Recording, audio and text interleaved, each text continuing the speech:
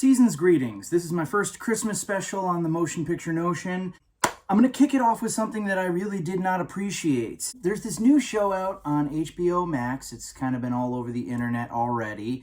There's really not much that I can say about it that hasn't already been said, but Santa Inc., which was created by Seth Rogen and Sarah Silverman. And the basic plot of the show is that there is no one Santa Claus. It's sort of like passed down from dude to dude.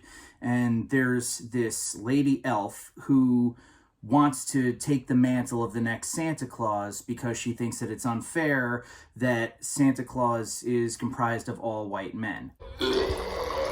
This show has been utterly eviscerated. Rotten Tomatoes score to date, I believe, is only 3%, which is brutal. And the funny thing is that, usually the woke critics will try and counter that some way. There are no critic reviews as of right now. I mean, that is very, very, very telling. And to make matters even worse, Seth Rogen and really Sarah Silverman, they both kind of doubled down. I'll put the image here. The basic gist of it is, it's not my fault that this show upset a bunch of white supremacists. Seth, dude, 3%. 97% of the people who watched this show are white supremacists. You're doing something wrong, man. You're attracting the wrong crowd. I watched the first episode of this show first, and that's it. Done. Enough. I don't mind irreverent humor. I really don't. Take, for instance, Family Guy. I don't remember what the episode is called. I believe it was a two-parter Christmas special back in the day. It was the one that had the song Christmas Time is Killing Us. It was supposed to be a statement about, greed, really, and capitalism. And Santa Claus was essentially dying and the reindeer were eating each other. It was very, very dark, but it was also funny. It was funny, it was well written, and it actually did have a Christmas message. This came out around the time that people were getting frickin' trampled on Black Friday at Walmart. It served a purpose. It was a satire, and it was a funny satire. Harold and Kumar Christmas, my wife and I watched that last year. I remember it being so funny, and a lot of the humor really hasn't aged well. But even then, that shat on the face of Christmas, but even then, there were at least some parts of it that were funny. Neil Patrick Harris was great.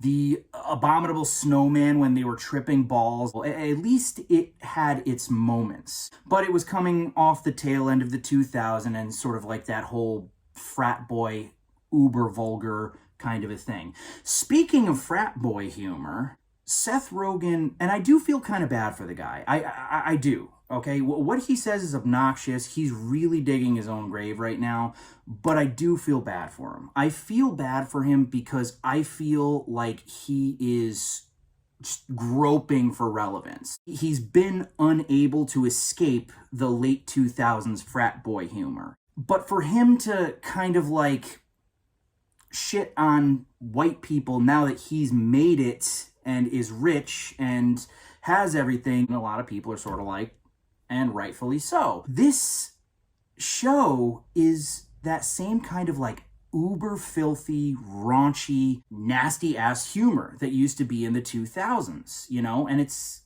kind of tired now. And the thing is, it had the nastiness, but it didn't have the genuine, funny aspect. This was no Superbad.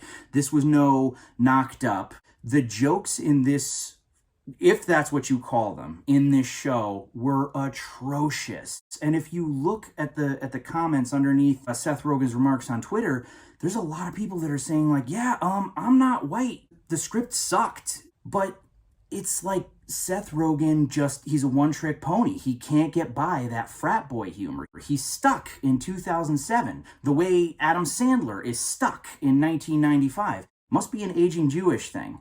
Sorry, Sarah Silverman.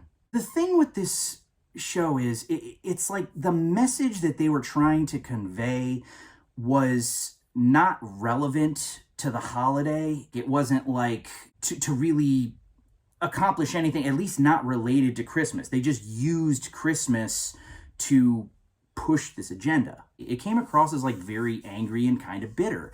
And the thing is, from the Macy's Day Parade on Thanksgiving through New Year, that is supposed to be a time where people are not assholes to one another. It's nice to have that little chunk of the year where we can just sort of, and this encapsulates Hanukkah, Kwanzaa, New Year. That's why a lot of people say happy holidays. It's just the holiday season where we're all supposed to be nice to each other.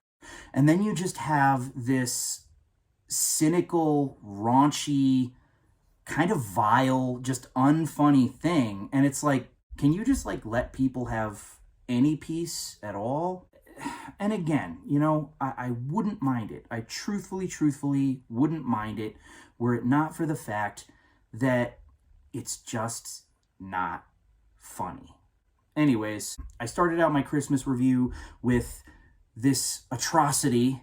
And you know what? That's it. I'm done. This is my bad review for Christmas. From here on out, it's going to be all positivity.